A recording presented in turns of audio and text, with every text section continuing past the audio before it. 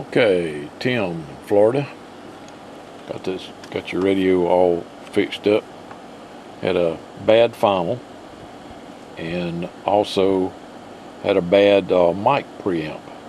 So I swapped out the mic preamp, replaced a bad transistor that was in the mic circuit, and set the bias on the finals. Also, I rewired your harness and fixed all the broken wires. Of course, your radio has been reprogrammed, but now your harness has a Ethernet connector on it, an 8-pin Ethernet connector that's on the back of the radio. It just plugs in here. Okay, of course we've got a coil cord on there so you can set it just anywhere you want. The cord, of course, will stretch out. It's a microphone cord for a ham radio. Sorry, bring the radio back.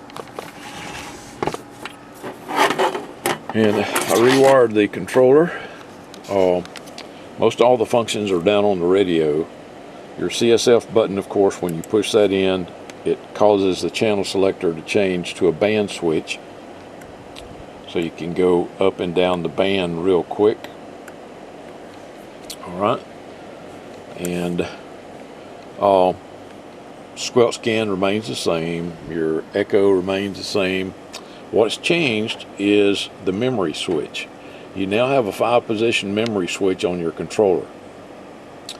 This switch here does the save and get. Okay, I had 19A stored in position 1. I got 38, I think, stored in position 2. You push that switch up momentarily and it takes you to that channel. But you can store 5 memory channels in here now. Something like maybe some hook and loop tape, some Velcro on the top of the radio. You can stick it right there. These 2 switches have no function. Okay. Everything is either on the front of the radio or on this controller. But the get and save switch is now there. There's your memory switch. You have 5 memory positions, and I'll put a label on this so you know what it is. But these 2 switches here have no function now. Okay.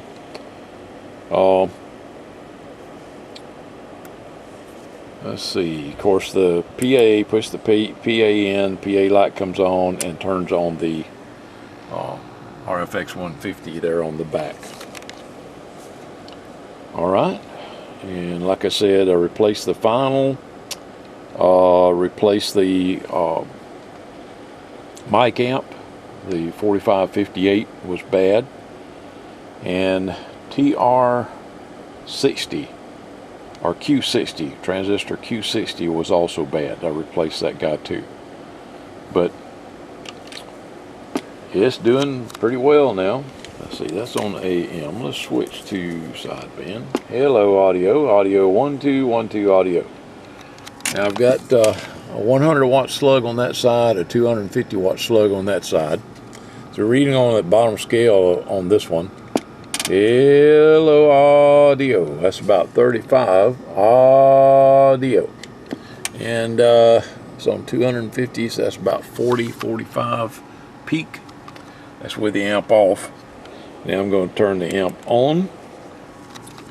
Hello audio, that's about, what is that, 80 RMS and audio. About 140, 145 peak. That's on sideband. I'm going to go back to AM. Dead keying a little over 60 on AM. You might want to turn that down to, I'd say probably, that's still too high. Let's turn it down a little more. How much more can we turn it down? Alright, we can turn it down to about 38 watts. Audio, hello, hello audio, audio 1212 audio. And it still swings to about 175 peak. Okay, put this on modulation. You can see audio, audio, audio, audio. Modulation's good now. Okay, even with the NPO capacitors in the VCO circuit, it's still, not the VCO circuit, the crystal oscillator circuit, it still drifts a little bit, but it doesn't drift that much. All right, I'm going to put some labels on this, get this bad boy boxed up and shipped back to you. Okay, Tim, I hope you enjoy it. 7.3. Oh, you might like to see that it changes channels now. Okay, and like I said, I completely replaced the harness because about half the wires inside the harness were broken. That's one of the reasons why you couldn't get this guy to do anything, so I just replaced the whole works. I think with a better system.